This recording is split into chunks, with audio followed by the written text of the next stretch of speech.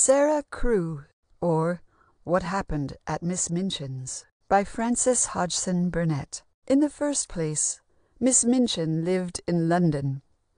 Her home was a large, dull, tall one, in a large, dull square, where all the houses were alike, and all the sparrows were alike, and where all the door-knockers made the same heavy sound, and on still days, and nearly all the days were still, seemed to resound through the entire row in which the knock was knocked. On Miss Minchin's door there was a brass plate. On the brass plate there was inscribed in black letters, "Miss Minchin's Select Seminary for Young Ladies." Little Sara Crewe never went in or out of the house without reading that door plate and reflecting upon it. By the time she was 12, she had decided that all her trouble arose because, in the first place, she was not select, and in the second, she was not a young lady. When she was 8 years old, she had been brought to Miss Minchin as a pupil and left with her. Her papa had brought her all the way from India. Her mamma had died when she was a baby, and her papa had kept her with him as long as he could, and then, finding the hot climate was making her very delicate, he had brought her to England and left her with Miss Minchin to be part of the Select Seminary for Young Ladies. Sara, who had always been a sharp little child who remembered things, recollected hearing him say that he had not a relative in the world whom he knew of, and so he was obliged to place her at a boarding school, and he had heard Miss Minchin's establishment spoken of very highly. The same day he took Sara out and bought her a great many beautiful clothes so grand and rich that only a very young and inexperienced man would have bought them for a mite of a child who was to be brought up in a boarding school. But the fact was that he was a rash, innocent young man, and very sad at the thought of parting with his little girl, who was all he had left to remind him of her beautiful mother, whom he had dearly loved. And he wished her to have everything the most fortunate little girl could have. And so, when the polite saleswoman in the shops said, "Here is our very latest thing in hats. The plumes are exactly the same as those we sold to Lady Diana Sinclair yesterday," he immediately bought what was offered to him and paid whatever was asked. The consequence was that Sara had a most extraordinary wardrobe. Her dresses were silk and velvet and India cashmere. Her hats and bonnets were covered with bows and plumes. Her small undergarments were adorned with real lace, and she returned in the cab to Miss Minchin's with a doll almost as large as herself, dressed quite as grandly as herself, too. Then her papa gave Miss Minchin some money and went away, and for several days Sara would neither touch the doll, nor her breakfast, nor her dinner, nor her tea, and would do nothing but crouch in a small corner by the window and cry. She cried so much, indeed, that she made herself ill. She was a queer little child, with old-fashioned ways and strong feelings, and she had adored her papa, and could not be made to think that India and an interesting bungalow were not better for her than London and Miss Minchin's Select Seminary. The instant she had entered the house, she had begun promptly to hate Miss Minchin, and to think little of Miss Amelia Minchin, who was smooth and dumpy and lisped, and was evidently afraid of her older sister. Miss Minchin was tall, and had large, cold, fishy eyes, and large, cold hands, which seemed fishy, too, because they were damp, and made chills run down Sara's back when they touched her, as Miss Minchin pushed her hair off her forehead and said, "A most beautiful and promising little girl, Captain Crewe. She will be a favorite pupil, quite a favorite pupil, I see." For the first year she was a favorite pupil. At least she was indulged a great deal more than was good for her. And when the Select Seminary went walking 2 by 2, She was always decked out in her grandest clothes and led by the hand at the head of the genteel procession by Miss Minchin herself. And when the parents of any of the pupils came, she was always dressed and called into the parlor with her doll, and she used to hear Miss Minchin say that her father was a distinguished Indian officer and she would be heiress to a great fortune. That her father had inherited a great deal of money Sara had heard before, and also that someday it would be hers, and that he would not remain long in the army, but would come to live in London. And every time a letter came, she hoped it would say he was coming, and they were to live together again. But about the middle of the 3rd year, a letter came bringing very different news. Because he was not a businessman himself, her papa had given his affairs into the hands of a friend he trusted. The friend had deceived and robbed him. All the money was gone. No one knew exactly where, and the shock was so great to the poor, rash young officer that, being attacked by jungle fever shortly afterward, he had no strength to rally, and so died, leaving Sara with no one to take care of her. Miss Minchin's cold and fishy eyes had never looked so cold and fishy as they did when Sara went into the parlor on being sent for a few days after the letter was received.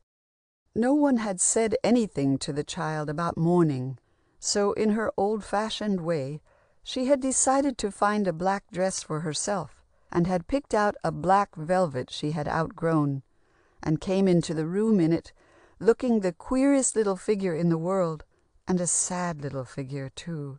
The dress was too short and too tight. Her face was white. Her eyes had dark rings around them, and her doll, wrapped in a piece of old black crepe, was held under her arm. She was not a pretty child. She was thin and had a weird, interesting little face, short black hair, and very large, green-gray eyes, fringed all around with heavy black lashes. "I am the ugliest child in the school," she had said once, after staring at herself in the glass for some minutes. But there had been a clever, good-natured little French teacher who had said to the music master, "That little Crewe, what a child! A so ugly beauty! The so large eyes! The so little spiritual face! Wait till she grow up. You shall see." This morning, however, in the tight, small black frock, she looked thinner and odder than ever, and her eyes were fixed on Miss Minchin with a queer steadiness as she slowly advanced into the parlor, clutching her doll. "Put your doll down," said Miss Minchin. "No," said the child, "I won't put her down. I want her with me. She is all I have. She has stayed with me all the time since my papa died." She had never been an obedient child.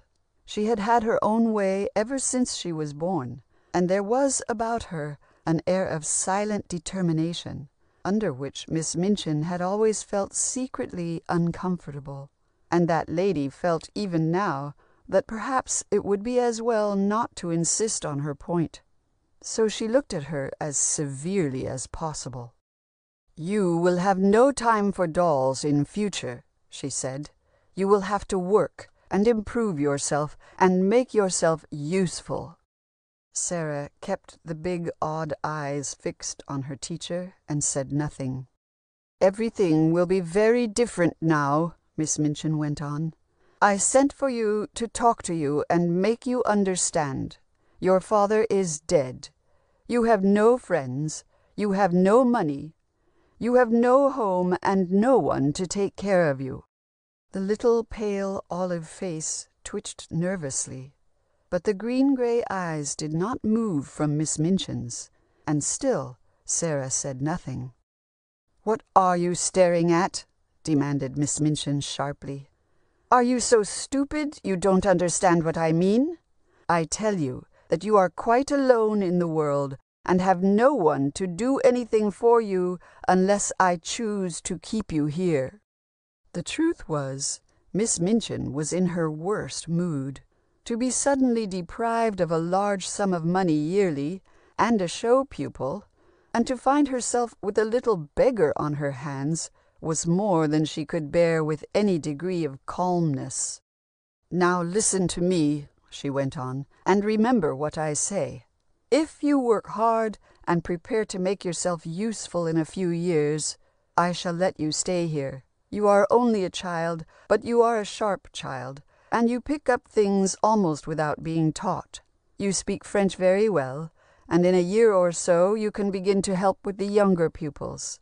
By the time you are 15, you ought to be able to do that much at least." "I can speak French better than you now," said Sara. "I always spoke it with my papa in India," which was not at all polite, but was painfully true, because Miss Minchin could not speak French at all, and indeed was not in the least a clever person, but she was a hard, grasping business-woman, and, after the first shock of disappointment, had seen that at very little expense to herself she might prepare this clever, determined child to be very useful to her, and save her the necessity of paying large salaries to teachers of languages. "Don't be impudent, or you will be punished," she said. "You will have to improve your manners if you expect to earn your bread. You are not a parlor boarder now. Remember that if you don't please me and I send you away, you have no home but the street. You can go now." Sara turned away. "Stay," commanded Miss Minchin. "Don't you intend to thank me?" Sara turned toward her. The nervous twitch was to be seen again in her face, and she seemed to be trying to control it. "What for?" she said. "For my kindness to you," replied Miss Minchin. "For my kindness in giving you a home." Sara went 2 or 3 steps nearer to her. Her thin little chest was heaving up and down, and she spoke in a strange, unchildish voice. "You are not kind," she said. "You are not kind." And she turned again and went out of the room, leaving Miss Minchin staring after her strange, small figure in stony anger. The child walked up the staircase, holding tightly to her doll.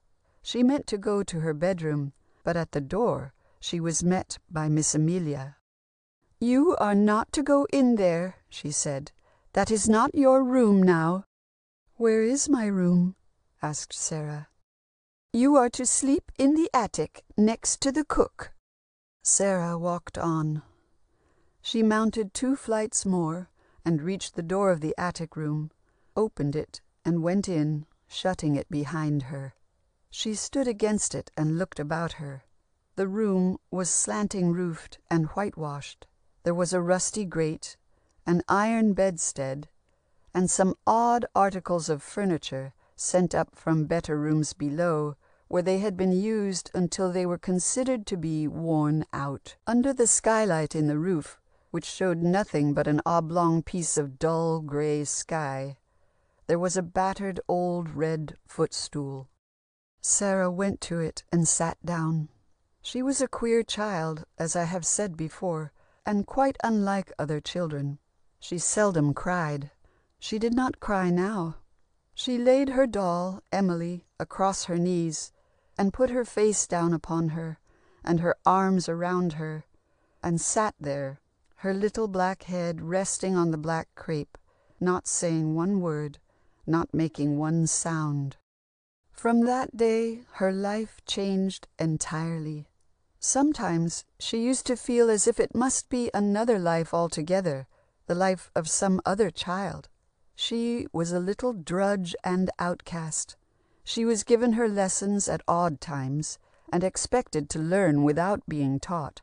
She was sent on errands by Miss Minchin, Miss Amelia, and the cook. Nobody took any notice of her except when they ordered her about. She was often kept busy all day, and then sent into the deserted schoolroom with a pile of books to learn her lessons or practice at night.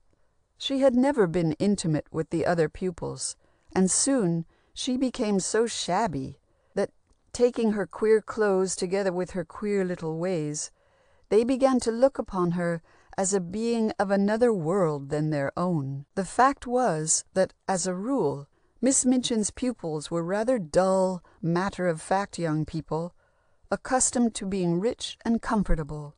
And Sara, with her elfish cleverness, her desolate life, and her odd habit of fixing her eyes upon them and staring them out of countenance, was too much for them. "She always looks as if she was finding you out," said one girl, who was sly and given to making mischief. "I am," said Sara promptly when she heard of it. "That's what I look at them for. I like to know about people. I think them over afterward."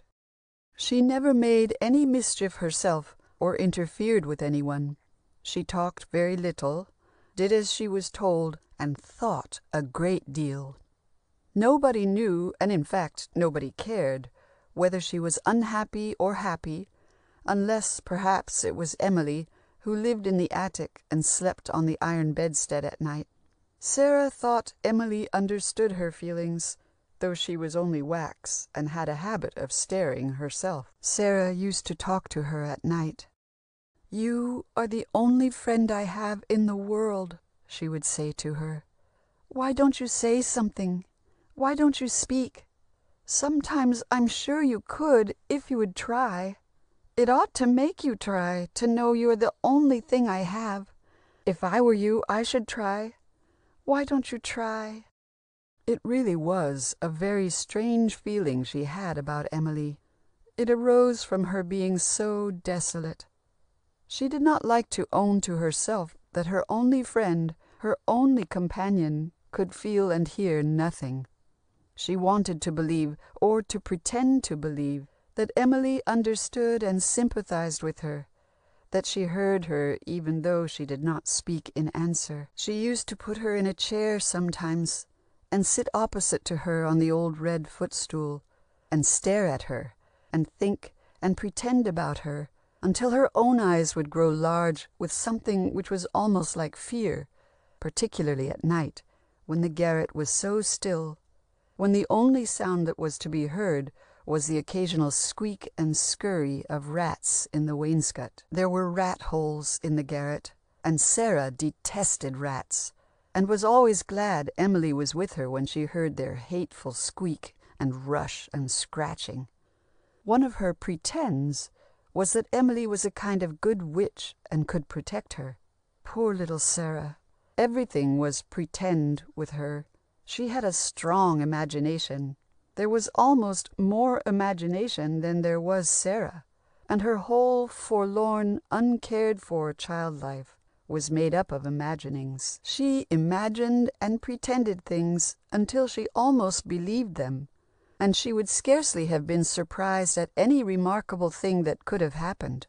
So she insisted to herself that Emily understood all about her troubles and was really her friend. "As to answering," she used to say, "I don't answer very often. I never answer when I can help it. When people are insulting you, there is nothing so good for them as not to say a word, just to look at them and think. Miss Minchin turns pale with rage when I do it. Miss Amelia looks frightened. So do the girls. They know you are stronger than they are, because you are strong enough to hold in your rage, and they are not. And they say stupid things they wish they hadn't said afterward. There's nothing so strong as rage, except what makes you hold it in. That's stronger. It's a good thing not to answer your enemies. I scarcely ever do. Perhaps Emily is more like me than I am like myself. Perhaps she would rather not answer her friends even. She keeps it all in her heart." But though she tried to satisfy herself with these arguments, Sara did not find it easy. When, after a long, hard day, in which she had been sent here and there, sometimes on long errands, through wind and cold and rain, and when she came in wet and hungry, had been sent out again, because nobody chose to remember that she was only a child, and that her thin little legs might be tired, and her small body, clad in its forlorn, too small finery, all too short and too tight, might be chilled when she had been given only harsh words and cold, slighting looks for thanks, when the cook had been vulgar and insolent, when Miss Minchin had been in her worst moods, and when she had seen the girls sneering at her among themselves and making fun of her poor, outgrown clothes. Then Sara did not find Emily quite all that her sore, proud, desolate little heart needed as the doll sat in her little old chair and stared. One of these nights, when she came up to the garret cold, hungry, tired, and with a tempest raging in her small breast, Emily's stare seemed so vacant, her sawdust legs and arms so limp and inexpressive, that Sara lost all control over herself. "I shall die presently," she said at first. Emily stared. "I can't bear this," said the poor child, trembling. "I know I shall die. I'm cold, I'm wet, I'm starving to death. I've walked 1,000 miles today, and they have done nothing but scold me from morning until night. And because I could not find that last thing they sent me for, they would not give me any supper. Some men laughed at me because my old shoes made me slip down in the mud. I'm covered with mud now, and they laughed. Do you hear?" She looked at the staring glass eyes and complacent wax face, and suddenly a sort of heartbroken rage seized her. She lifted her little savage hand and knocked Emily off the chair, bursting into a passion of sobbing. "You are nothing but a doll," she cried. "Nothing but a doll, doll, doll. You care for nothing. You're stuffed with sawdust. You never had a heart. Nothing could ever make you feel. You are a doll." Emily lay upon the floor, with her legs ignominiously doubled up over her head, and a new flat place on the end of her nose. But she was still calm, even dignified. Sara hid her face on her arms and sobbed. Some rats in the wall began to fight and bite each other, and squeak and scramble. But as I have already intimated, Sara was not in the habit of crying. After a while she stopped, and when she stopped, she looked at Emily, who seemed to be gazing at her around the side of one ankle, and actually with a kind of glassy-eyed sympathy. Sara bent and picked her up. Remorse overtook her.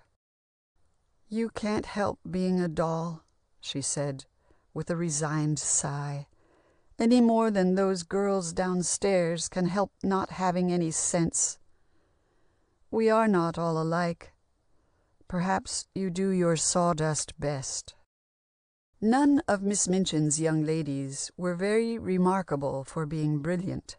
They were select, but some of them were very dull, and some of them were fond of applying themselves to their lessons.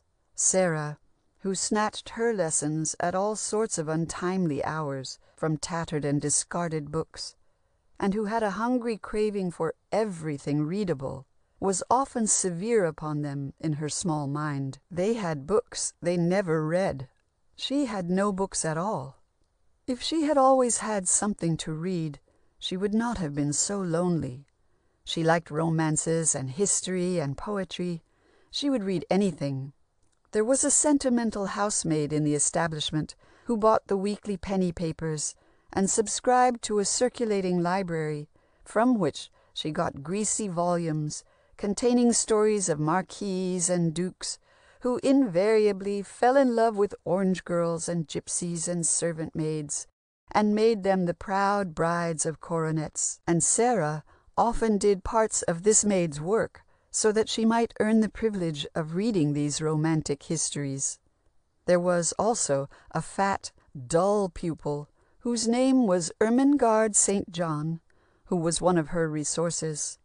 Ermengarde had an intellectual father who, in his despairing desire to encourage his daughter, constantly sent her valuable and interesting books, which were a continual source of grief to her. Sara had once actually found her crying over a big package of them. "What is the matter with you?"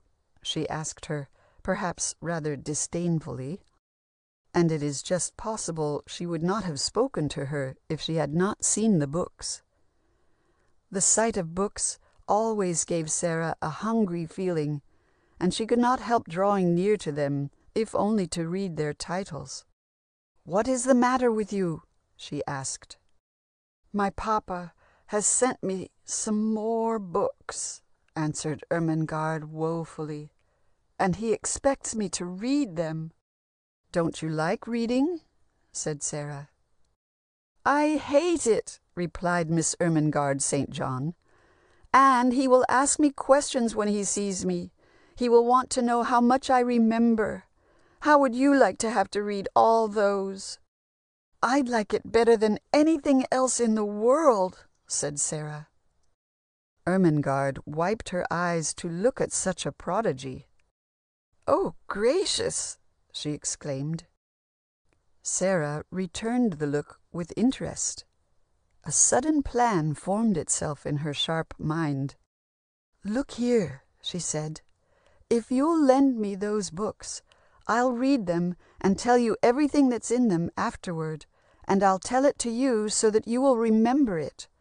I know I can. The ABC children always remember what I tell them." "Oh, goodness!" said Ermengarde.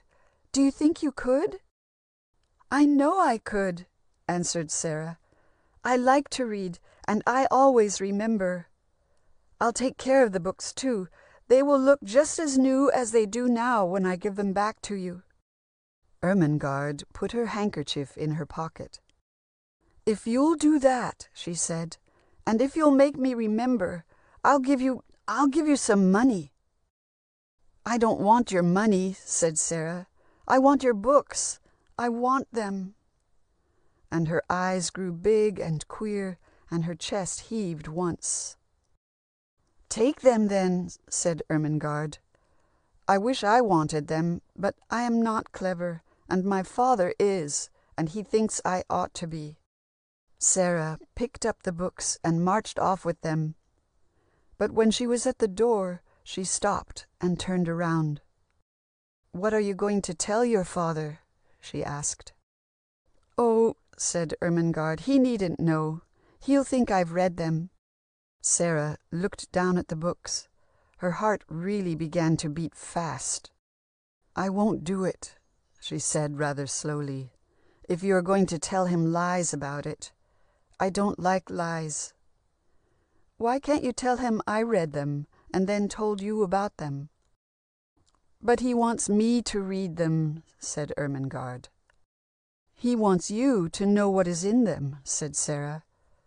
"And if I can tell it to you in an easy way and make you remember, I should think he would like that." "He would like it better if I read them myself," replied Ermengarde. "He will like it, I dare say, if you learn anything in any way," said Sara. "I should if I were your father." And though this was not a flattering way of stating the case, Ermengarde was obliged to admit it was true, and after a little more argument gave in. And so she used afterward always to hand over her books to Sara, and Sara would carry them to her garret and devour them. And after she had read each volume, she would return it and tell Ermengarde about it in a way of her own. She had a gift for making things interesting. Her imagination helped her to make everything rather like a story, and she managed this matter so well that Miss St. John gained more information from her books than she would have gained if she had read them 3 times over by her poor stupid little self.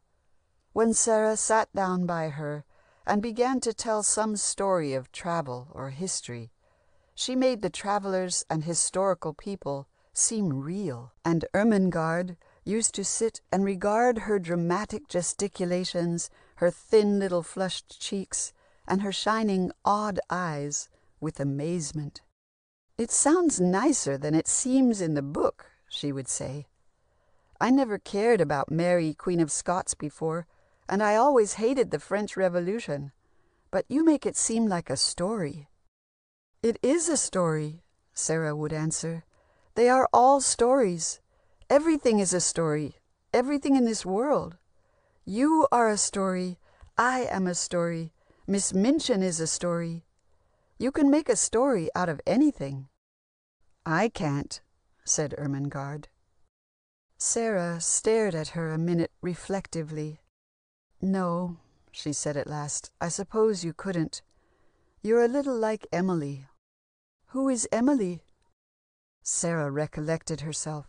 She knew she was sometimes rather impolite in the candor of her remarks, and she did not want to be impolite to a girl who was not unkind, only stupid.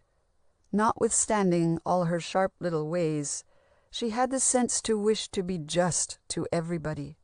In the hours she spent alone, she used to argue out a great many curious questions with herself. One thing she had decided upon was that a person who was clever ought to be clever enough not to be unjust or deliberately unkind to anyone. Miss Minchin was unjust and cruel. Miss Amelia was unkind and spiteful. The cook was malicious and hasty-tempered. They all were stupid and made her despise them, and she desired to be as unlike them as possible. So she would be as polite as she could to people who in the least deserved politeness. "Emily is a person I know," she replied. "Do you like her?" asked Ermengarde. "Yes, I do," said Sara. Ermengarde examined her queer little face and figure again.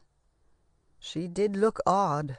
She had on that day a faded blue plush skirt, which barely covered her knees, a brown cloth sacque, and a pair of olive-green stockings, which Miss Minchin had made her piece out with black ones, so that they would be long enough to be kept on.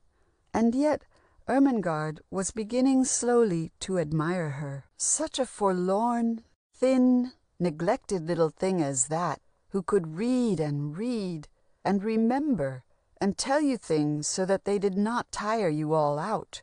A child who could speak French and who had learned German, no one knew how. One could not help staring at her and feeling interested, particularly one to whom the simplest lesson was a trouble and a woe. "Do you like me?" said Ermengarde finally, at the end of her scrutiny. Sara hesitated 1 second.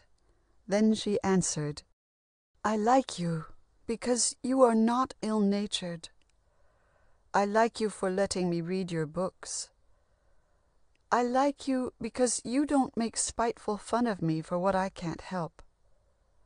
It's not your fault that—" She pulled herself up quickly. She had been going to say that you are stupid. "That what?" asked Ermengarde. "That you can't learn things quickly. If you can't, you can't.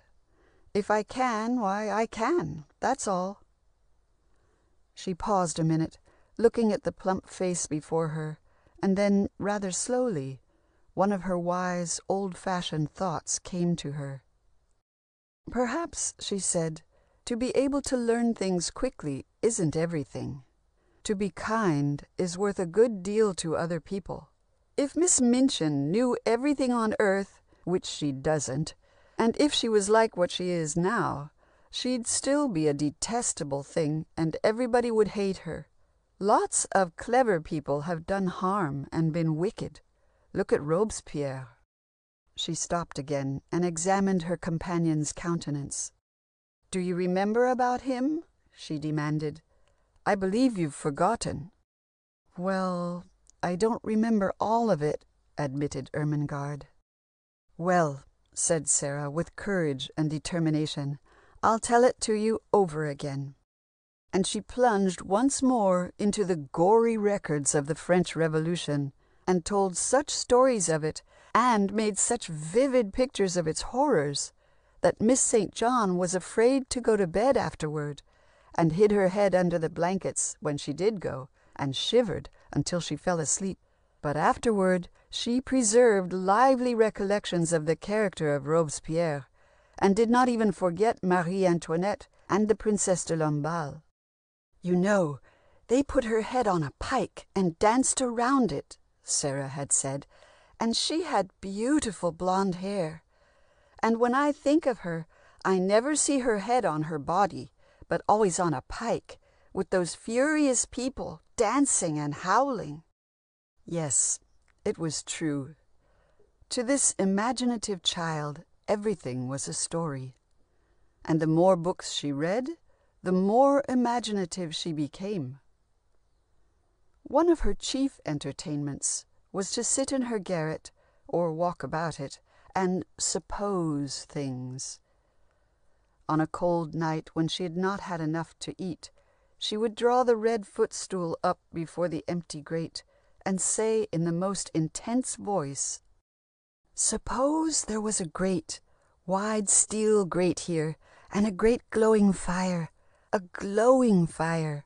with beds of red-hot coal and lots of little dancing, flickering flames.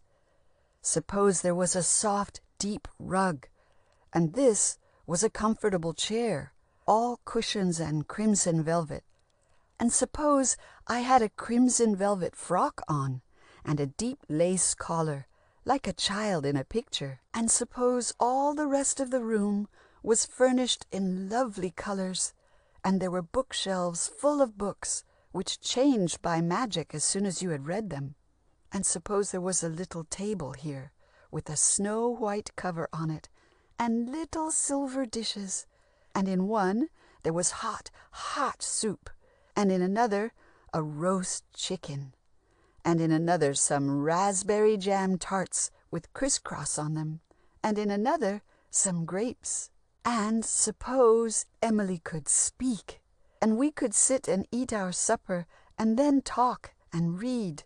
And then suppose there was a soft, warm bed in the corner, and when we were tired, we could go to sleep and sleep as long as we liked." Sometimes, after she had supposed things like these for half an hour, she would feel almost warm, and would creep into bed with Emily and fall asleep with a smile on her face. "What large, downy pillows," she would whisper. "What white sheets and fleecy blankets." And she almost forgot that her real pillows had scarcely any feathers in them at all, and smelled musty, and that her blankets and coverlid were thin and full of holes. At another time, she would suppose she was a princess, and then she would go about the house with an expression on her face which was a source of great secret annoyance to Miss Minchin, because it seemed as if the child scarcely heard the spiteful, insulting things said to her, or, if she heard them, did not care for them at all. Sometimes, while she was in the midst of some harsh and cruel speech, Miss Minchin would find the odd, unchildish eyes fixed upon her with something like a proud smile in them. At such times, she did not know that Sara was saying to herself, "You don't know that you are saying these things to a princess, and that if I chose, I could wave my hand and order you to execution. I only spare you because I am a princess, and you are a poor, stupid, old, vulgar thing, and don't know any better." This used to please and amuse her more than anything else, and queer and fanciful as it was, she found comfort in it, and it was not a bad thing for her.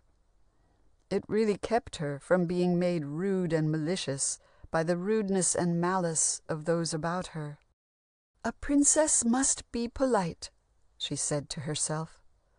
And so when the servants, who took their tone from their mistress, were insolent and ordered her about, She would hold her head erect and reply to them sometimes in a way which made them stare at her. It was so quaintly civil. "I am a princess in rags and tatters," she would think, "but I am a princess inside. It would be easy to be a princess if I were dressed in cloth of gold. It is a great deal more of a triumph to be one all the time when no one knows it. There was Marie Antoinette. When she was in prison and her throne was gone, and she had only a black gown on, and her hair was white, and they insulted her and called her the Widow Capet. She was a great deal more like a queen then than when she was so gay and had everything grand. I like her best then. Those howling mobs of people did not frighten her. She was stronger than they were, even when they cut her head off." Once, when such thoughts were passing through her mind, the look in her eyes so enraged Miss Minchin that she flew at Sara and boxed her ears. Sara, awakened from her dream, started a little, and then broke into a laugh. "What are you laughing at, you bold, impudent child?" exclaimed Miss Minchin. It took Sara a few seconds to remember she was a princess. Her cheeks were red and smarting from the blows she had received. "I was thinking," she said. "Beg my pardon immediately," said Miss Minchin. "I will beg your pardon for laughing, if it was rude," said Sara. "But I won't beg your pardon for thinking." "What were you thinking?" demanded Miss Minchin. "How dare you think? What were you thinking?" This occurred in the schoolroom, and all the girls looked up from their books to listen. It always interested them when Miss Minchin flew at Sara, because Sara always said something queer and never seemed in the least frightened. She was not in the least frightened now, though her boxed ears were scarlet and her eyes were as bright as stars. "I was thinking," she answered gravely and quite politely, "that you did not know what you were doing." "That I did not know what I was doing?" Miss Minchin fairly gasped. "Yes," said Sara. "And I was thinking what would happen if I were a princess and you boxed my ears, what I should do to you. And I was thinking that if I were one, you would never dare to do it, whatever I said or did. And I was thinking how surprised and frightened you would be if you suddenly found out—" She had the imagined picture so clearly before her eyes that she spoke in a manner which had an effect even on Miss Minchin. It almost seemed for the moment, to her narrow, unimaginative mind, that there must be some real power behind this candid daring. "What?" she exclaimed. "Found out what?" "That I really was a princess," said Sara, "and could do anything I liked." "Go to your room!" cried Miss Minchin breathlessly. "This instant! Leave the schoolroom. Attend to your lessons, young ladies." Sara made a little bow. "Excuse me for laughing if it was impolite," she said, and walked out of the room, leaving Miss Minchin in a rage and the girls whispering over their books. "I shouldn't be at all surprised if she did turn out to be something," said one of them.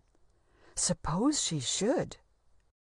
That very afternoon, Sara had an opportunity of proving to herself whether she was really a princess or not. It was a dreadful afternoon. For several days it had rained continuously. The streets were chilly and sloppy. There was mud everywhere, sticky London mud, and over everything a pall of fog and drizzle. Of course, there were several long and tiresome errands to be done. There always were on days like this. And Sara was sent out again and again, until her shabby clothes were damp through.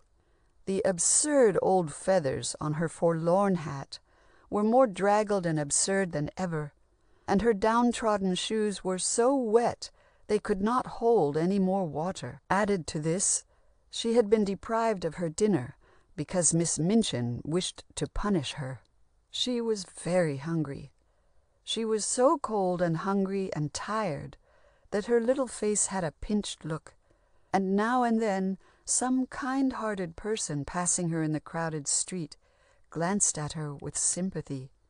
But she did not know that. She hurried on, trying to comfort herself in that queer way of hers by pretending and supposing.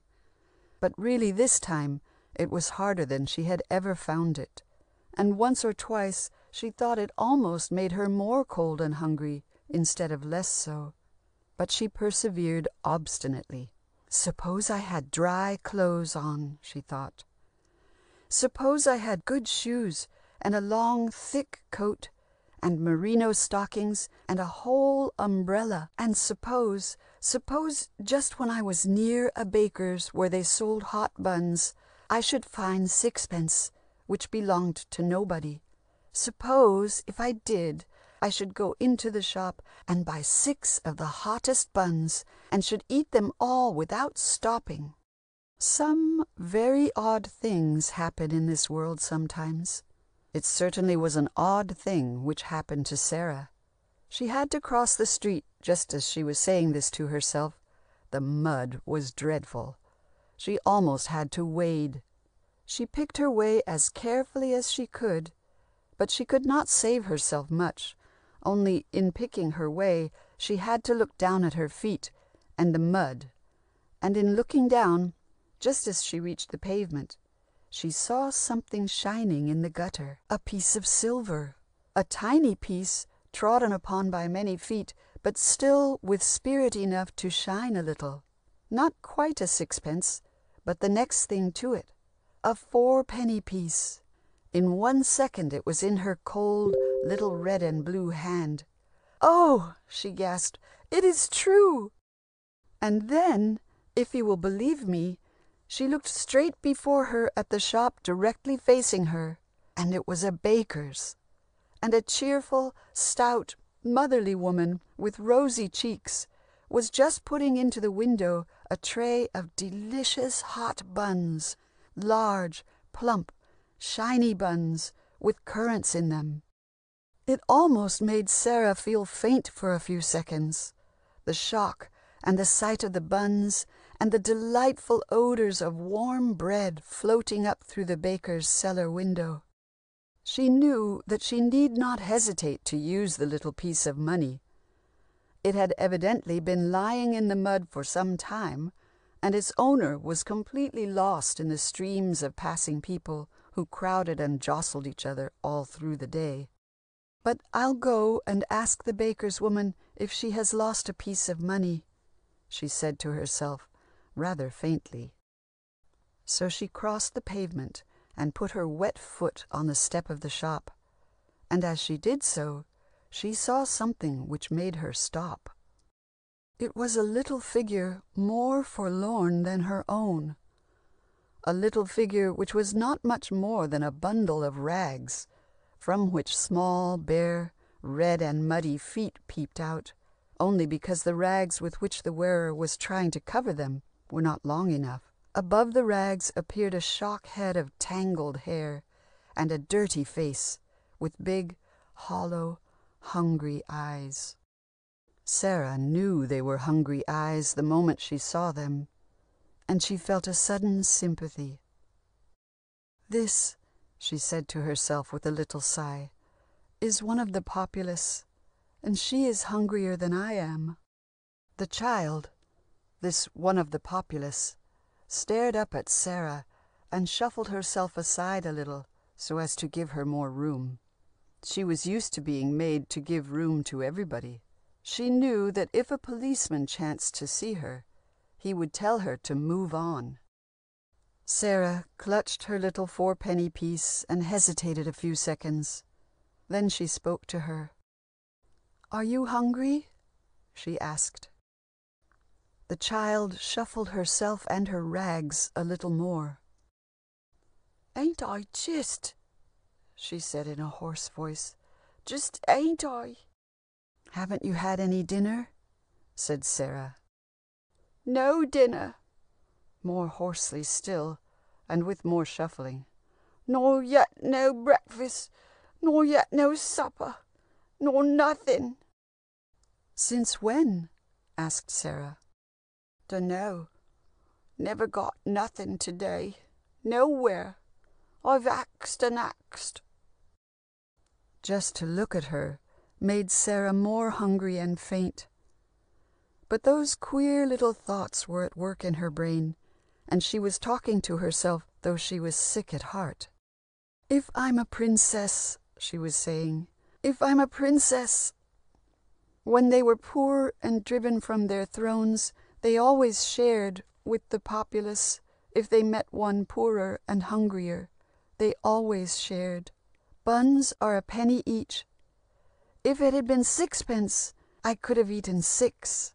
It won't be enough for either of us, but it will be better than nothing. Wait a minute, she said to the beggar child. She went into the shop. It was warm and smelled delightfully. The woman was just going to put more hot buns in the window.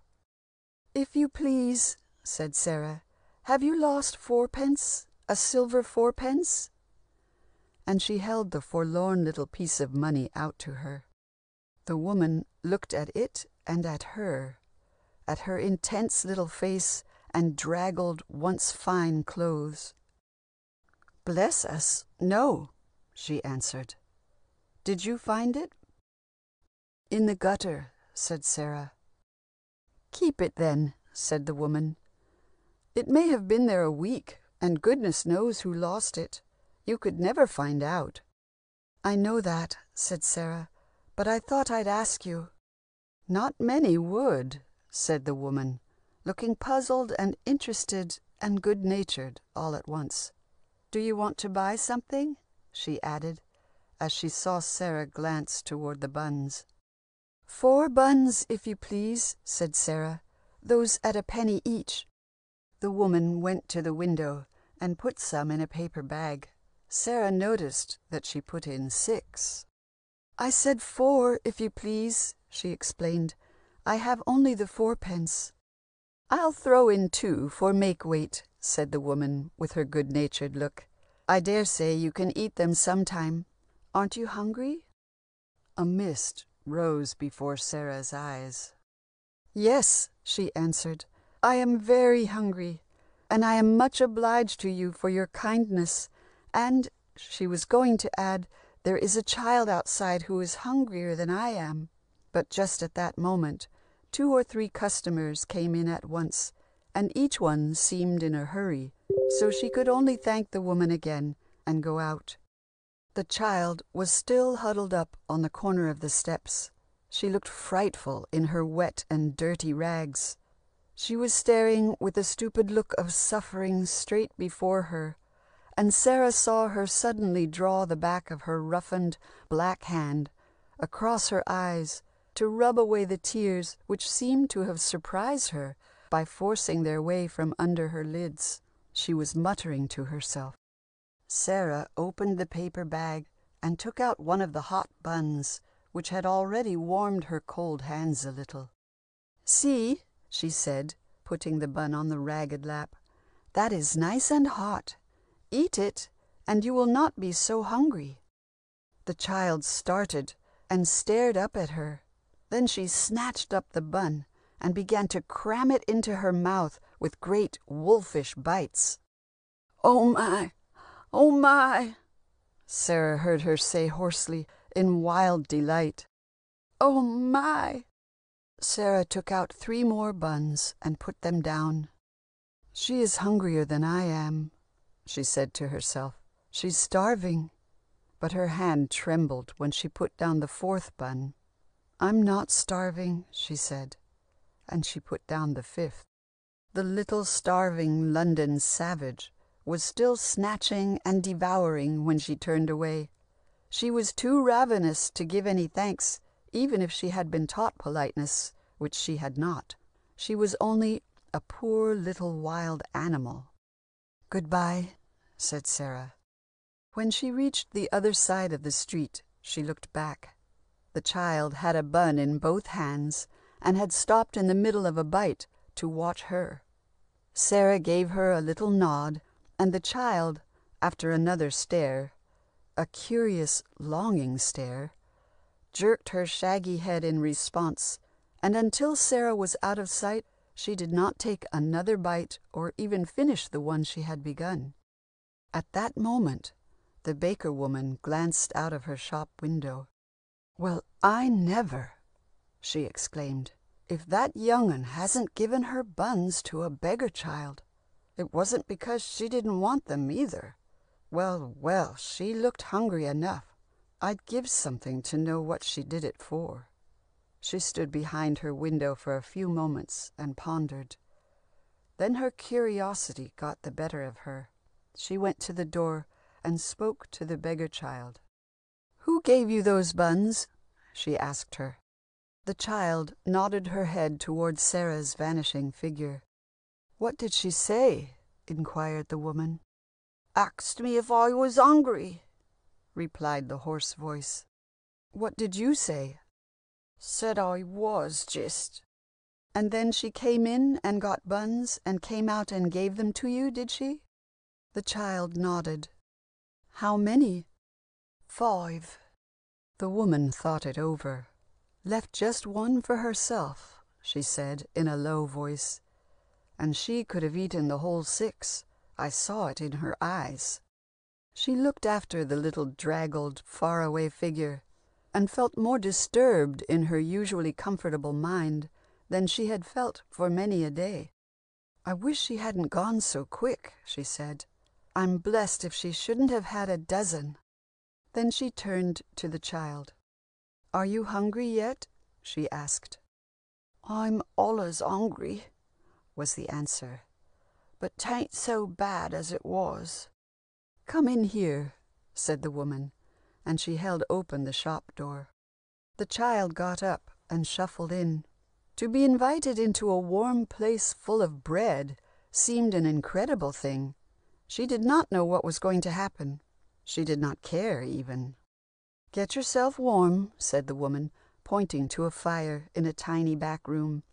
"And look here, when you're hard up for a bite of bread, you can come here and ask for it. I'm blessed if I won't give it to you for that young un's sake." Sara found some comfort in her remaining bun. It was hot, and it was a great deal better than nothing. She broke off small pieces and ate them slowly to make it last longer. "Suppose it was a magic bun," she said, "and a bite was as much as a whole dinner. I should be overeating myself if I went on like this." It was dark when she reached the square in which Miss Minchin's select seminary was situated. The lamps were lighted, and in most of the windows gleams of light were to be seen. It always interested Sara to catch glimpses of the rooms before the shutters were closed. She liked to imagine things about people who sat before the fires in the houses, or who bent over books at the tables. There was, for instance, the large family opposite. She called these people the large family, not because they were large, for indeed most of them were little, but because there were so many of them. There were 8 children in the large family, and a stout, rosy mother, and a stout, rosy father, and a stout, rosy grandmamma, and any number of servants. The 8 children were always either being taken out to walk or to ride in perambulators by comfortable nurses, or they were going to drive with their mamma, or they were flying to the door in the evening to kiss their papa and dance around him and drag off his overcoat and look for packages in the pockets of it, or they were crowding about the nursery windows and looking out and pushing each other and laughing. In fact, they were always doing something which seemed enjoyable and suited to the tastes of a large family. Sara was quite attached to them, and had given them all names out of books. She called them the Montmorencys, when she did not call them the large family. The fat, fair baby with the lace cap was Ethelberta Beauchamp Montmorency. The next baby was Violet Cholmondeley Montmorency. The little boy who could just stagger, and who had such round legs, was Sidney Cecil Vivian Montmorency, and then came Lillian Evangeline, Guy Clarence, Maud Marian, Rosalind Gladys, Veronica Eustacia, and Claude Harold Hector. Next door to the large family lived the maiden lady, who had a companion and 2 parrots and a King Charles spaniel.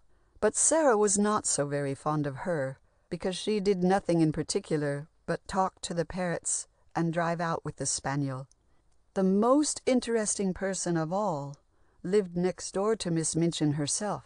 Sara called him the Indian gentleman. He was an elderly gentleman who was said to have lived in the East Indies and to be immensely rich and to have something the matter with his liver. In fact, it had been rumored that he had no liver at all, and was much inconvenienced by the fact. At any rate, he was very yellow, and he did not look happy, and when he went out to his carriage, he was almost always wrapped up in shawls and overcoats, as if he were cold. He had a native servant who looked even colder than himself, and he had a monkey who looked colder than the native servant. Sara had seen the monkey sitting on a table in the sun, in the parlor window, and he always wore such a mournful expression that she sympathized with him deeply. "I dare say," she used sometimes to remark to herself, "he is thinking all the time of coconut trees and of swinging by his tail under a tropical sun. He might have had a family dependent on him too, poor thing." The native servant, whom she called the Lascar, looked mournful too, but he was evidently very faithful to his master. "Perhaps he saved his master's life in the Sepoy rebellion," she thought. "They look as if they might have had all sorts of adventures. I wish I could speak to the Lascar. I remember a little Hindustani." And one day she actually did speak to him, and his start at the sound of his own language expressed a great deal of surprise and delight. He was waiting for his master to come out to the carriage, and Sara, who was going on an errand as usual, stopped and spoke a few words. She had a special gift for languages, and had remembered enough Hindustani to make herself understood by him. When his master came out, the Lascar spoke to him quickly, and the Indian gentleman turned and looked at her curiously. And afterward, the Lascar always greeted her with salams of the most profound description, and occasionally they exchanged a few words. She learned that it was true that the Sahib was very rich, that he was ill, and also that he had no wife nor children, and that England did not agree with the monkey. "He must be as lonely as I am," thought Sara. "Being rich does not seem to make him happy." That evening, as she passed the windows, the Lascar was closing the shutters, and she caught a glimpse of the room inside. There was a bright fire glowing in the grate, and the Indian gentleman was sitting before it in a luxurious chair. The room was richly furnished and looked delightfully comfortable. But the Indian gentleman sat with his head resting on his hand and looked as lonely and unhappy as ever. "Poor man," said Sara. "I wonder what you are supposing." When she went into the house, she met Miss Minchin in the hall. "Where have you wasted your time?" said Miss Minchin. "You have been out for hours." "It was so wet and muddy," Sara answered. "It was hard to walk, because my shoes were so bad and slipped about so." "Make no excuses," said Miss Minchin, "and tell no falsehoods." Sara went downstairs to the kitchen. "Why didn't you stay all night?" said the cook. "Here are the things," said Sara, and laid her purchases on the table. The cook looked over them, grumbling. She was in a very bad temper indeed. "May I have something to eat?" Sara asked rather faintly. "Tea's over and done with," was the answer. Did you expect me to keep it hot for you?" Sara was silent a second. "I had no dinner," she said, and her voice was quite low. She made it low because she was afraid it would tremble. "There's some bread in the pantry," said the cook. "That's all you'll get at this time of day." Sara went and found the bread. It was old and hard and dry. The cook was in too bad a humor to give her anything to eat with it. She had just been scolded by Miss Minchin, and it was always safe and easy to vent her own spite on Sara. Really, it was hard for the child to climb the 3 long flights of stairs leading to her garret. She often found them long and steep when she was tired, but tonight it seemed as if she would never reach the top. Several times a lump rose in her throat, and she was obliged to stop to rest. "I can't pretend anything more tonight," she said wearily to herself. "I'm sure I can't. I'll eat my bread and drink some water, and then go to sleep, and perhaps a dream will come and pretend for me. I wonder what dreams are." Yes, when she reached the top landing there were tears in her eyes, and she did not feel like a princess, only like a tired, hungry, lonely child. "If my papa had lived," she said, "they would not have treated me like this. If my papa had lived, he would have taken care of me." Then she turned the handle and opened the garret door. Can you imagine it? Can you believe it? I find it hard to believe it myself, and Sara found it impossible. For the first few moments she thought something strange had happened to her eyes, to her mind, that the dream had come before she had had time to fall asleep. "Oh!" she exclaimed breathlessly. "Oh, it isn't true! I know it isn't true!" And she slipped into the room and closed the door and locked it, and stood with her back against it, staring straight before her. Do you wonder? In the grate, which had been empty and rusty and cold when she left it, but which now was blackened and polished up quite respectably, there was a glowing, blazing fire. On the hob was a little brass kettle, hissing and boiling. Spread upon the floor was a warm, thick rug.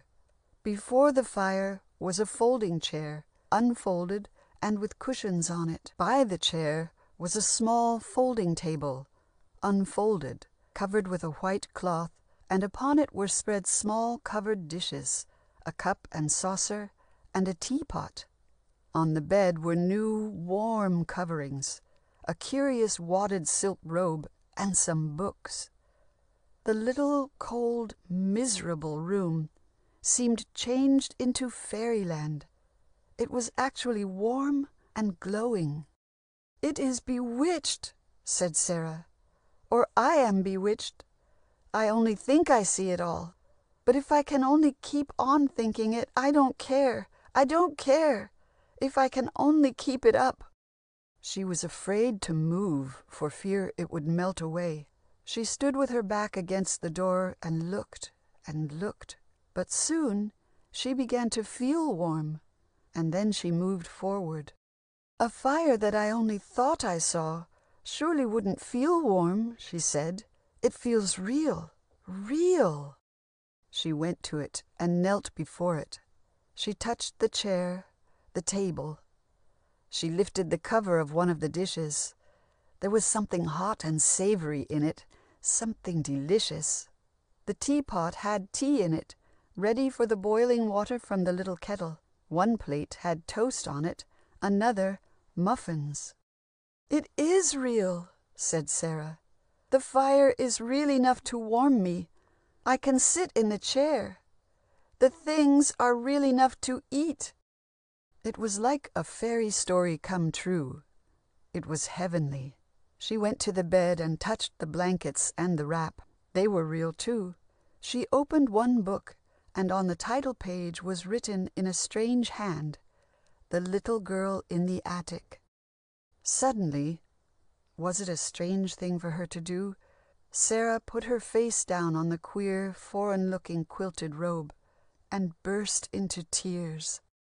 "I don't know who it is," she said, "but somebody cares about me a little. Somebody is my friend." Somehow that thought warmed her more than the fire. She had never had a friend since those happy, luxurious days when she had had everything. And those days had seemed such a long way off, so far away as to be only like dreams during these last years at Miss Minchin's. She really cried more at this strange thought of having a friend, even though an unknown one, than she had cried over many of her worst troubles. But these tears seemed different from the others, for when she had wiped them away, they did not seem to leave her eyes and her heart hot and smarting. And then imagine, if you can, what the rest of the evening was like. The delicious comfort of taking off the damp clothes and putting on the soft, warm, quilted robe before the glowing fire, of slipping her cold feet into the luscious little wool-lined slippers she found near her chair, and then the hot tea and savory dishes, the cushioned chair and the books. It was just like Sara, that once having found the things real, she should give herself up to the enjoyment of them to the very utmost. She had lived such a life of imagining, and had found her pleasure so long in improbabilities, that she was quite equal to accepting any wonderful thing that happened. After she was quite warm, and had eaten her supper and enjoyed herself for an hour or so, it had almost ceased to be surprising to her that such magical surroundings should be hers. As to finding out who had done all this, she knew that it was out of the question. She did not know a human soul by whom it could seem in the least degree probable that it could have been done. "There is nobody," she said to herself, "nobody." She discussed the matter with Emily, it is true, but more because it was delightful to talk about it than with a view to making any discoveries. "But we have a friend, Emily," she said. "We have a friend." Sara could not even imagine a being charming enough to fill her grand ideal of her mysterious benefactor.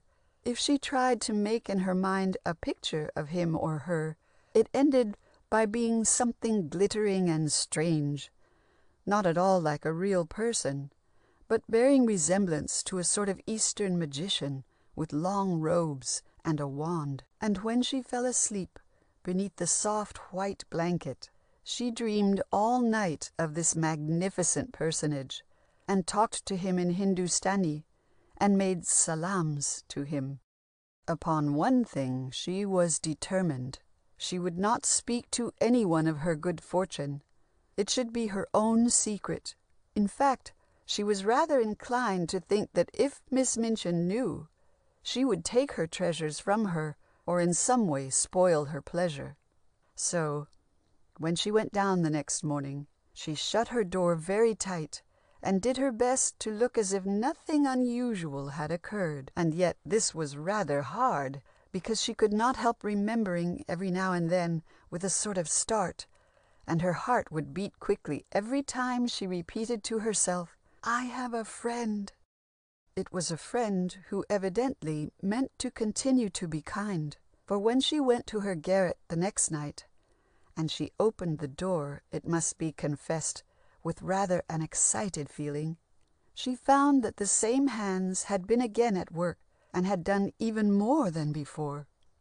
The fire and the supper were again there, and beside them a number of other things, which so altered the look of the garret that Sara quite lost her breath. A piece of bright, strange, heavy cloth covered the battered mantel, and on it some ornaments had been placed. All the bare, ugly things which could be covered with draperies had been concealed and made to look quite pretty. Some odd materials in rich colors had been fastened against the walls with sharp, fine tacks, so sharp that they could be pressed into the wood without hammering. Some brilliant fans were pinned up, and there were several large cushions. A long old wooden box was covered with a rug, and some cushions lay on it so that it wore quite the air of a sofa. Sara simply sat down and looked again. "It is exactly like something fairy come true," she said. "There isn't the least difference. I feel as if I might wish for anything, diamonds and bags of gold, and they would appear. That couldn't be any stranger than this. Is this my garret? Am I the same cold, ragged, damp Sara? And to think how I used to pretend and wish there were fairies. The one thing I always wanted was to see a fairy story come true. I am living in a fairy story. I feel as if I might be a fairy myself and be able to turn things into anything else." It was like a fairy story, and what was best of all, it continued. Almost every day something new was done to the garret. Some new comfort or ornament appeared in it when Sara opened her door at night, until actually, in a short time, it was a bright little room full of all sorts of odd and luxurious things. And the magician had taken care that the child should not be hungry, and that she should have as many books as she could read. When she left the room in the morning, the remains of her supper were on the table, and when she returned in the evening, the magician had removed them and left another nice little meal. Downstairs, Miss Minchin was as cruel and insulting as ever. Miss Amelia was as peevish, and the servants were as vulgar. Sara was sent on errands and scolded and driven hither and thither, but somehow it seemed as if she could bear it all. The delightful sense of romance and mystery lifted her above the cook's temper and malice. The comfort she enjoyed and could always look forward to was making her stronger. If she came home from her errands wet and tired, she knew she would soon be warm after she had climbed the stairs. In a few weeks she began to look less thin. A little color came into her cheeks, and her eyes did not seem much too big for her face.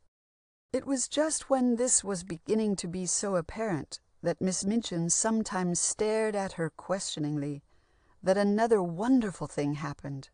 A man came to the door and left several parcels. All were addressed in large letters to "the little girl in the attic." Sara herself was sent to open the door, and she took them in. She laid the 2 largest parcels down on the hall table and was looking at the address when Miss Minchin came down the stairs. "Take the things upstairs to the young lady to whom they belong," she said. "Don't stand there staring at them." "They belong to me," answered Sara quietly. "To you?" exclaimed Miss Minchin. "What do you mean?" "I don't know where they came from," said Sara, "but they're addressed to me." Miss Minchin came to her side and looked at them with an excited expression. "What is in them?" she demanded. "I don't know," said Sara. "Open them," she demanded, still more excitedly. Sara did as she was told. They contained pretty and comfortable clothing of different kinds, shoes and stockings and gloves, a warm coat, and even an umbrella. On the pocket of the coat was pinned a paper on which was written, "To be worn every day, will be replaced by others when necessary." Miss Minchin was quite agitated. This was an incident which suggested strange things to her sordid mind. Could it be that she had made a mistake after all, and that the child, so neglected and so unkindly treated by her, had some powerful friend in the background? It would not be very pleasant if there should be such a friend, and he or she should learn all the truth about the thin, shabby clothes, the scant food, the hard work. She felt queer indeed, and uncertain, and she gave a side glance at Sara. "Well," she said, in a voice such as she had never used since the day the child lost her father, "well, someone is very kind to you, As you have the things and are to have new ones when they are worn out, you may as well go and put them on and look respectable. And after you are dressed, you may come downstairs and learn your lessons in the schoolroom." So it happened that about half an hour afterward, Sara struck the entire schoolroom of pupils dumb with amazement by making her appearance in a costume such as she had never worn since the change of fortune whereby she ceased to be a show pupil and a parlor boarder. She scarcely seemed to be the same Sara. She was neatly dressed in a pretty gown of warm browns and reds, and even her stockings and slippers were nice and dainty. "Perhaps someone has left her a fortune," one of the girls whispered. "I always thought something would happen to her. She is so queer." That night, when Sara went to her room, she carried out a plan she had been devising for some time. She wrote a note to her unknown friend. It ran as follows: "I hope you will not think it is not polite that I should write this note to you when you wish to keep yourself a secret, but I do not mean to be impolite or to try to find out at all. Only I want to thank you for being so kind to me, so beautiful kind, and making everything like a fairy story. I am so grateful to you, and I am so happy. I used to be so lonely and cold and hungry, and now, oh, just think what you have done for me. Please let me say just these words. It seems as if I ought to say them. Thank you, thank you, thank you. The little girl in the attic." The next morning she left this on the little table, and it was taken away with the other things. So she felt sure the magician had received it, and she was happier for the thought. A few nights later, a very odd thing happened. She found something in the room which she certainly would never have expected. When she came in as usual, she saw something small and dark in her chair, an odd, tiny figure, which turned toward her a little, weird-looking, wistful face. "Why, it's the monkey!" she cried. "It is the Indian gentleman's monkey! Where can he have come from?" It was the monkey, sitting up and looking so like a mite of a child that it really was quite pathetic. And very soon Sara found out how he happened to be in her room. The skylight was open, and it was easy to guess that he had crept out of his master's garret window, which was only a few feet away and perfectly easy to get in and out of, even for a climber less agile than a monkey. He had probably climbed to the garret on a tour of investigation, and getting out upon the roof, and being attracted by the light in Sara's attic, had crept in.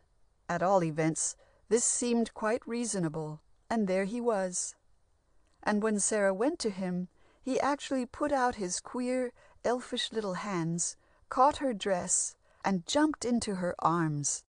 "Oh, you queer, poor, ugly, foreign little thing," said Sara, caressing him.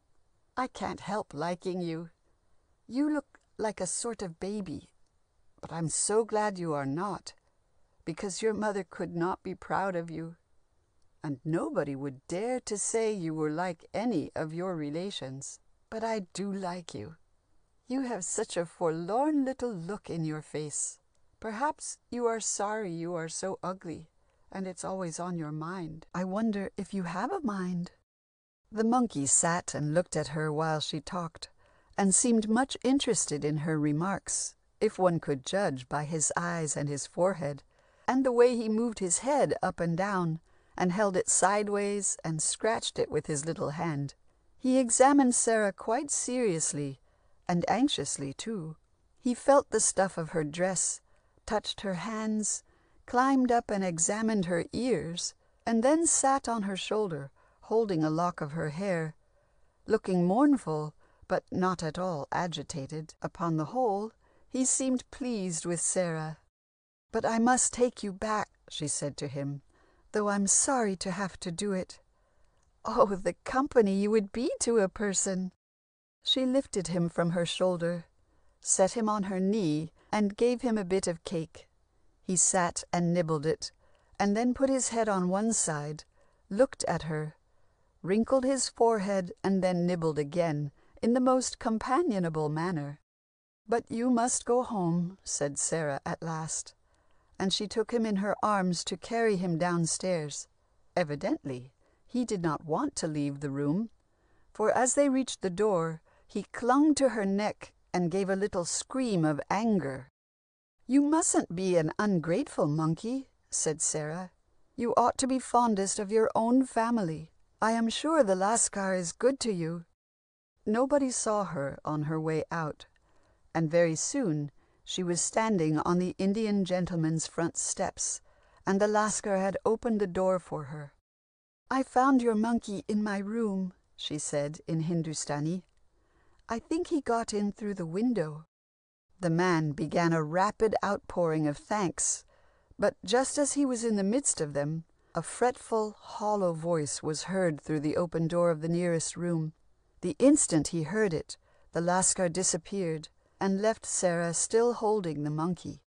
It was not many moments, however, before he came back bringing a message.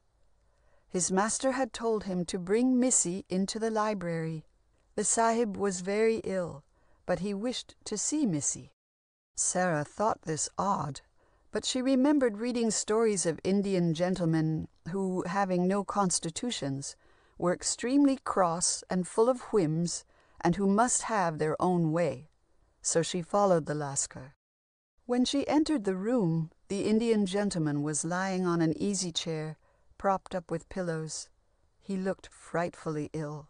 His yellow face was thin, and his eyes were hollow. He gave Sara a rather curious look. It was as if she wakened in him some anxious interest. "You live next door?" he said. "Yes," answered Sara. "I live at Miss Minchin's." "She keeps a boarding school?" "Yes," said Sara. "And you are one of her pupils?" Sara hesitated a moment. "I don't know exactly what I am," she replied. "Why not?" asked the Indian gentleman.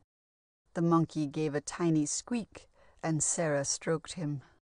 "At first," she said, "I was a pupil and a parlor boarder, but now—" "What do you mean by 'at first'?" asked the Indian gentleman. "When I was first taken there by my papa." "Well, what has happened since then?" said the invalid, staring at her and knitting his brows with a puzzled expression. "My papa died," said Sara. "He lost all his money, and there was none left for me, and there was no one to take care of me or pay Miss Minchin, so—" "So you were sent up into the garret and neglected and made into a half-starved little drudge," put in the Indian gentleman. "That is about it, isn't it?" The color deepened on Sara's cheeks. "There was no one to take care of me, and no money," she said. "I belonged to nobody." "What did your father mean by losing his money?" said the gentleman fretfully. The red in Sara's cheeks grew deeper, and she fixed her odd eyes on the yellow face. "He did not lose it himself," she said. "He had a friend he was fond of, and it was his friend who took his money. I don't know how. I don't understand. He trusted his friend too much."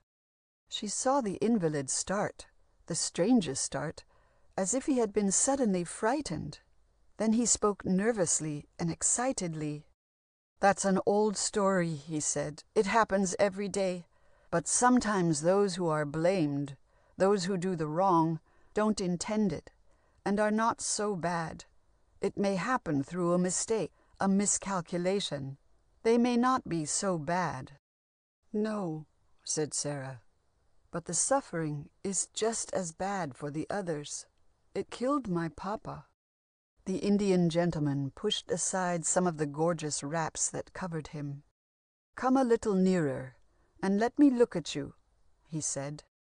His voice sounded very strange. It had a more nervous and excited tone than before.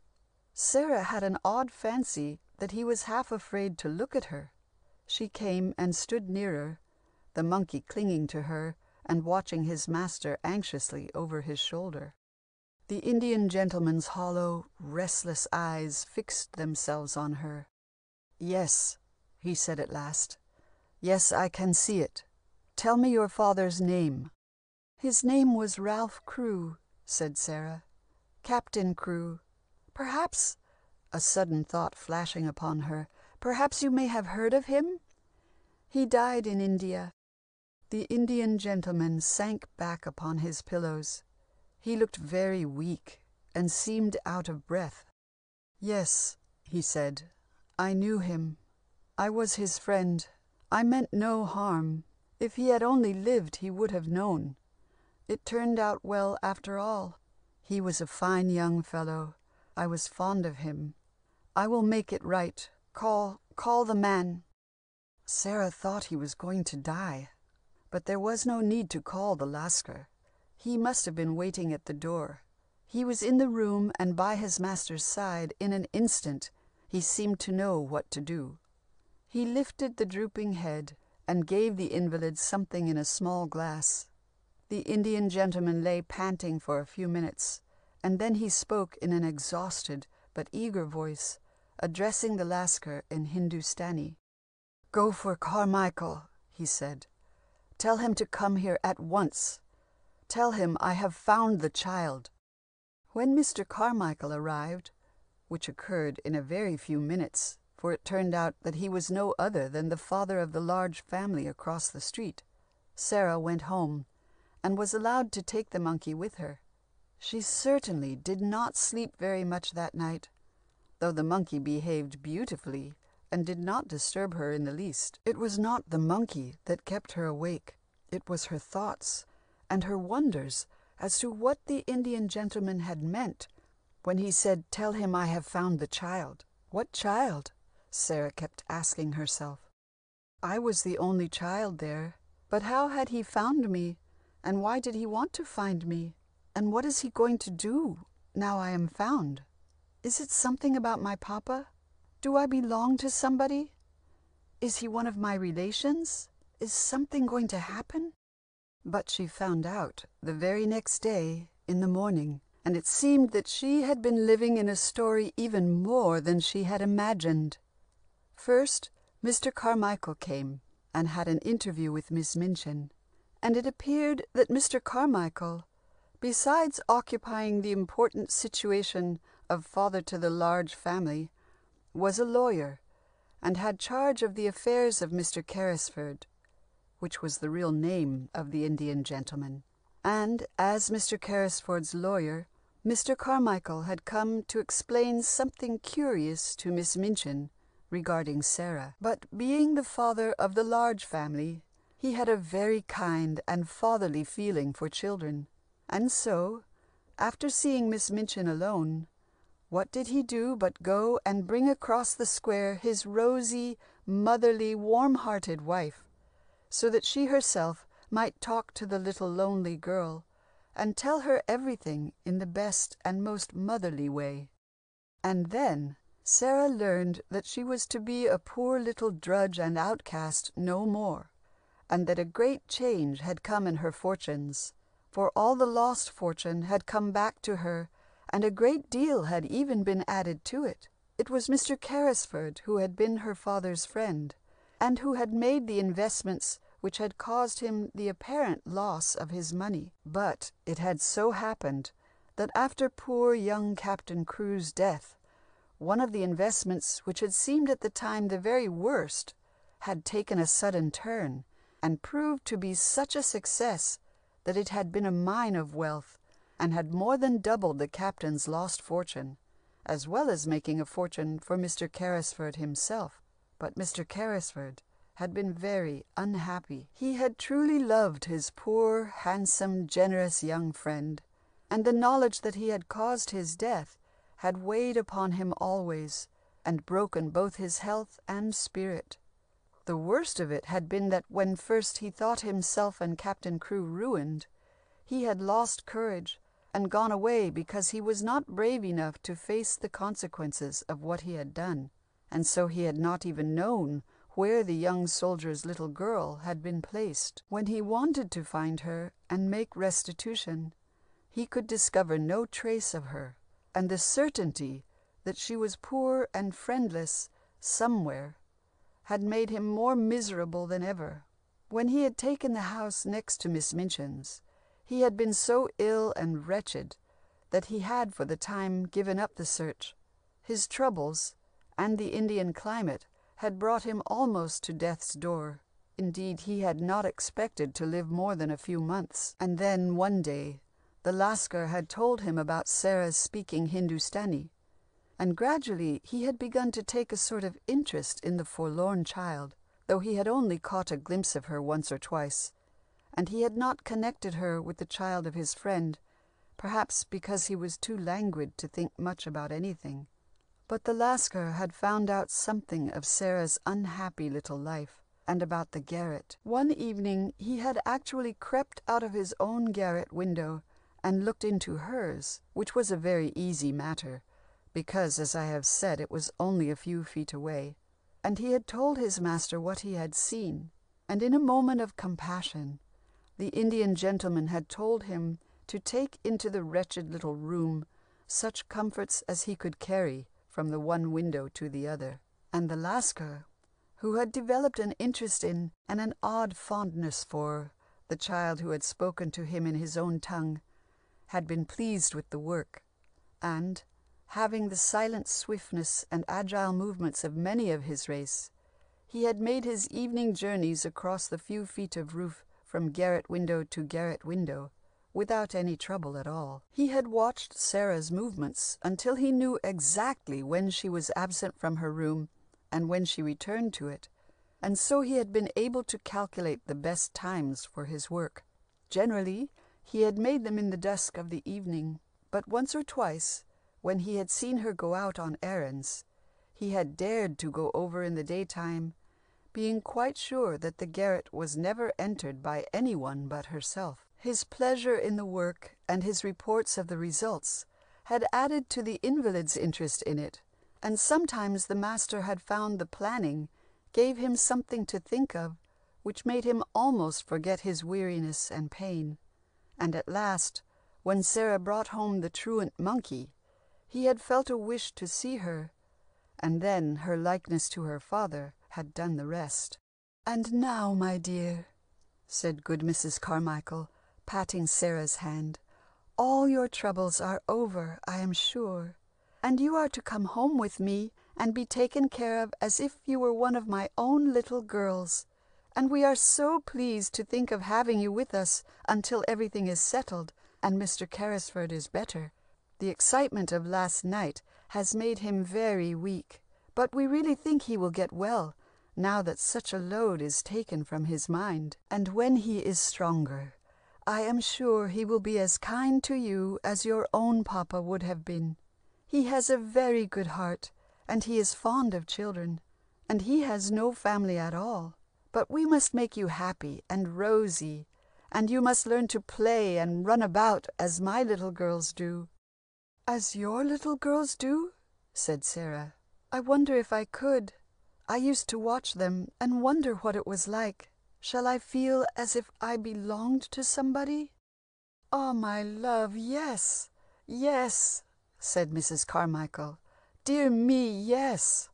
And her motherly blue eyes grew quite moist, and she suddenly took Sara in her arms and kissed her. That very night, before she went to sleep, Sara had made the acquaintance of the entire large family, and such excitement as she and the monkey had caused in that joyous circle could hardly be described. There was not a child in the nursery, from the Eton boy who was the eldest to the baby who was the youngest, who had not laid some offering on her shrine. All the older ones knew something of her wonderful story. She had been born in India. She had been poor and lonely and unhappy, and had lived in a garret and been treated unkindly. And now she was to be rich and happy and be taken care of. They were so sorry for her and so delighted and curious about her all at once. The girls wished to be with her constantly, and the little boys wished to be told about India. The second baby with the short round legs, simply sat and stared at her and the monkey, possibly wondering why she had not brought a hand organ with her. "I shall certainly wake up presently," Sara kept saying to herself. "This one must be a dream. The other one turned out to be real, but this couldn't be. But oh, how happy it is!" And even when she went to bed, in the bright, pretty room not far from Mrs. Carmichael's own, and Mrs. Carmichael came and kissed her and patted her and tucked her in cosily, she was not sure that she would not wake up in the garret in the morning. "And oh, Charles dear," Mrs. Carmichael said to her husband when she went downstairs to him, "we must get that lonely look out of her eyes. It isn't a child's look at all. I couldn't bear to see it in one of my own children. What the poor little love must have had to bear in that dreadful woman's house. But surely she will forget it in time."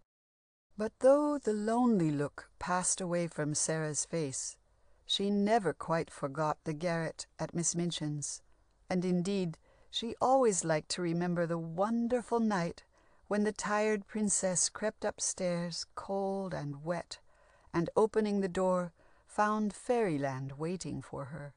And there was no one of the many stories she was always being called upon to tell in the nursery of the large family which was more popular than that particular one, and there was no one of whom the large family were so fond as of Sara. Mr. Carrisford did not die, but recovered, and Sara went to live with him, and no real princess could have been better taken care of than she was. It seemed that the Indian gentleman could not do enough to make her happy and to repay her for the past. And the Lascar was her devoted slave. As her odd little face grew brighter, it grew so pretty and interesting that Mr. Carrisford used to sit and watch it many an evening as they sat by the fire together. They became great friends, and they used to spend hours reading and talking together.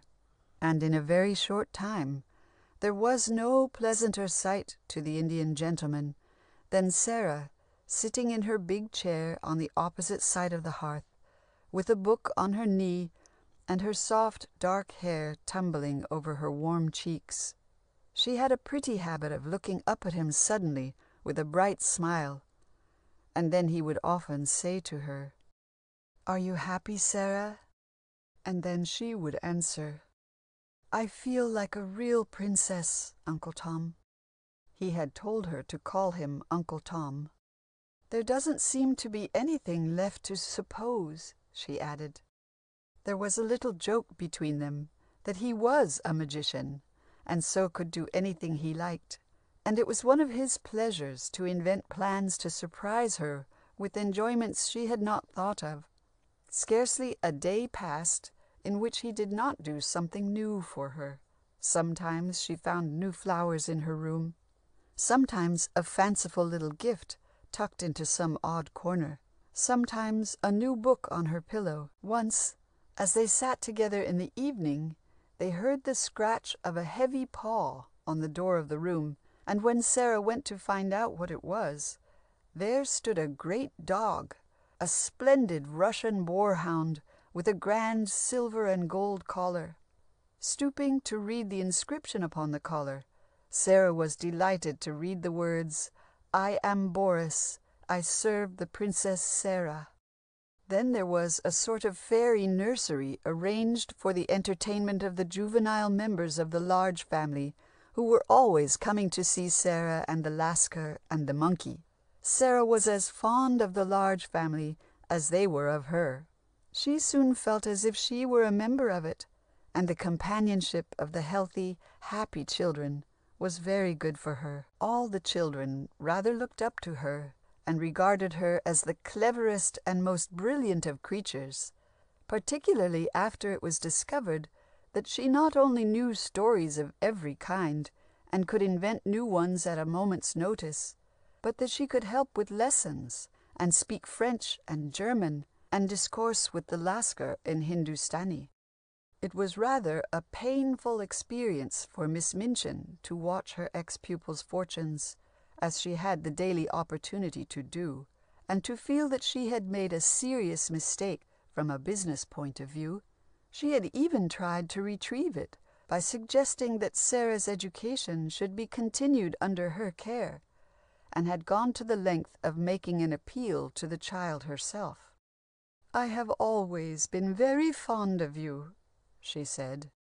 Then Sara fixed her eyes upon her and gave her one of her odd looks. "Have you?" she answered.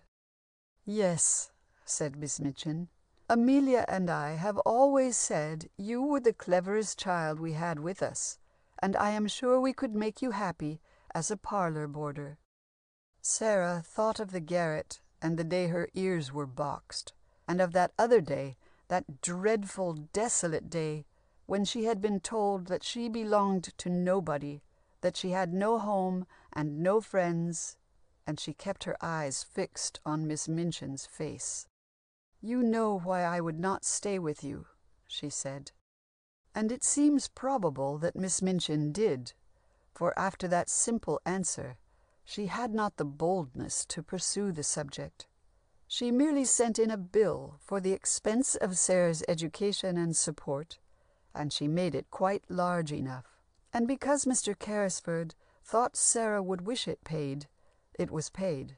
When Mr. Carmichael paid it, he had a brief interview with Miss Minchin, in which he expressed his opinion with much clearness and force, and it is quite certain that Miss Minchin did not enjoy the conversation. Sara had been about a month with Mr. Carrisford, and had begun to realize that her happiness was not a dream, when one night the Indian gentleman saw that she sat a long time with her cheek on her hand, looking at the fire. "What are you supposing, Sara?" he asked. Sara looked up with a bright color on her cheeks. "I was supposing," she said. "I was remembering that hungry day, and a child I saw." "But there were a great many hungry days," said the Indian gentleman, with a rather sad tone in his voice. "Which hungry day was it?" "I forgot you didn't know," said Sara. "It was the day I found the things in my garret." And then she told him the story of the bun shop and the fourpence, and the child who was hungrier than herself. And somehow as she told it, though she told it very simply indeed, the Indian gentleman found it necessary to shade his eyes with his hand and look down at the floor. "And I was supposing a kind of plan," said Sara, when she had finished. "I was thinking I would like to do something." "What is it?" said her guardian in a low tone. "You may do anything you like to do, Princess."